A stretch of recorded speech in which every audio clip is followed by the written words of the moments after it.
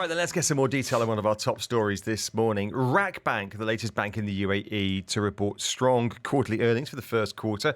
We saw an increase of 93% in quarterly profit. I'm delighted to say that joining us in the studio now is the Chief Executive Officer of Rakbank. Raheel Ahmed is here. Morning, sir. Thanks for being with us. Good morning. Pleasure to be with you, Richard. 93% quarter on quarter.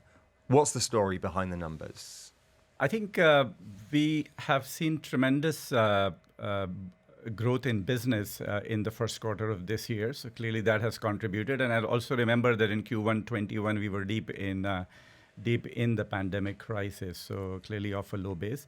But we have seen some amazing demand, positive sentiment, both from businesses and consumers.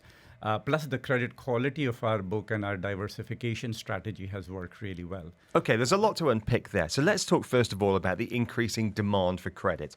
Can we talk about companies first of all? Because we think of Rakbank as the nation's SME bank.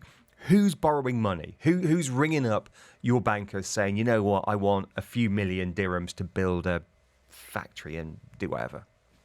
So I think it's a fairly diversified mix, Richard. So there's lots of businesses naturally during the pandemic, they slowed down, they curtailed operations because of lack of demand. So many of our existing clients are coming back and they want to now invest in development, invest in growth in their companies. But as you have been seeing, the UAE has been attracting a lot more entrepreneurs, a lot more startups, a lot more fintechs coming into the country. So we are also seeing a lot of demand from new companies that want to establish or do something in this region, having moved from other places in the world as well. But typically startups, though, are not the client of an SME bank like yours. Doesn't matter if we're in San Francisco or the UAE or Singapore. Typically, startups go to angel investors or venture capital. It's only when they become more mature that they start becoming banking customers. Are startups on the radar for a bank like Rakbank? Absolutely, they are. I mean, I think, lending is a different activity, but they need payment solutions, they need bank accounts, they need money management, they need cash flows. And we absolutely want to support and help startups grow in the country and in the UAE. So what kind of companies are you lending to? Can you give us a couple of examples? I give the example of someone building a factory. But who's around the UAE at the moment who's borrowing money from Rakbank to invest in the growth of their business? So I think there's a lot of supply chain companies. Tourism is starting to increase. So the small businesses related to tourism, related to hotels, related to even manufacturing in certain sectors. There's a lot going on in hospitals are seeing resurging demand. So they have their supply chains. Educational institutions, as you know, sort of getting more and more difficult to get seats in schools here. So clearly all those type of business activities are supported by small businesses, by SMEs on the supply chain side. And that's where we are seeing the biggest demand coming through. Let's talk about consumer demand. We've been joking on the business breakfast this week, Tom will know this, that typically in Ramadan, the boom would have been car sales. And you've lived in the UAE for a long time. The adverts on Sheikh Zayed Road, buy a car in Ramadan deal. None of those this year because they haven't got any cars. That must be hitting car loans, is it? There's no cars to loan against. Yeah, I'm still looking for mine. I've been in the country for 3 months now. But in Rakbank, car loans is not a big part of our business. So we have not seen, it's not one of those businesses. We do it on a reactive basis, but not on a proactive basis. But I must tell you that the consumer demand all across, international travel is surging, right? Lots more people traveling. The demand for e-commerce, I think people, getting to be more social again, buying clothes, buying things for their house. Surging. So we are seeing a very broad-based demand from our consumers. And are they borrowing money to do that from companies like you? Yes, or using credit cards? Yes, they are. So I think the credit card spends have definitely increased. The revolve ratios perhaps still not where they were pre-pandemic. But I think that's also because of choice. Customers have much more choice with new types of lending available to them as well.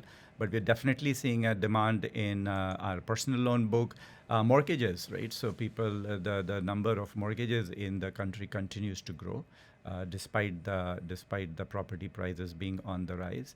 Are And you worried about that? That your mortgage book is growing as the market is booming, that there might be a bubble waiting to burst and you might be left holding the baby? we see the mortgage demand more of a more permanent nature. I think you see less investors, less speculation, and more people who are actually buying to live in the properties themselves, which I think is very healthy for the economy as a whole. We do very cautiously look at rising interest rates because the mortgage affordability in a rising interest rate, and that's why how we calculate affordability, how we work and help our customers to think about a rising interest rate environment is very important. So I think from that perspective, we are absolutely cautiously looking at that. But I don't feel like there's a big bubble at this point in time building in the UAE. We got questions coming in. No name on this one. What does a bank like Rakbank make of the rise of cryptocurrencies? So it's a very rising trend. I think we are doing heavy R&D and we are involved in a lot of dialogue with various players within the blockchain and the crypto world. We're talking to a lot of exchange houses that have been given approvals and licenses in the UAE, and is clearly an area we're looking at. We will do it thoughtfully and we'll do it naturally under the compliance and regulation of the CB UAE, but it is absolutely something that we're looking at to see how we can explore and help and support our customers in it. Couple of final questions. Let me ask you, as the CEO and relatively new CEO of a large organisation, big employer in the UAE, several thousand staff, how are you approaching the rising cost of living? On the one hand, you want to look after your staff, give them more money, housing allowances. On the other hand, you've got a P&L and an obligation to your shareholders. How do you juggle that? I think it's a fine balance, but for us having, as you know, I mean, there was this article in FT about the Great Resignation, right? So it's a global trend. It's not only in the UAE. And I think as employers, we have to think about our culture, our employee value proposition in a much more holistic way to build a culture and enabling environment where our employees can grow and they can develop and they can have an environment to thrive in. So I think some of it is about money, but some of it is also about the values and the empowerment you create within the company. Last question, Raheel. 30 seconds left on this. You've just moved back to the UAE. You've had a long career in banking. You were with Standard Chartered here in the UAE for a long time. You've been with Barclays in the UK for a long time. And you've just come back as the new CEO of Rakbank. Why? This place is like a magnet. I'm back for the third time. I think it's just the vibrancy and the culture and the speed of execution in UAE that is fascinating to be part of. And it's a region which is always on the frontier of innovation, and that is what pulled me back here. Raheel, great to have you in the studio. Thanks very much indeed for joining us today. Raheel Ahmed is the CEO of Rakbank. Thanks for your time. Pleasure to be here. This is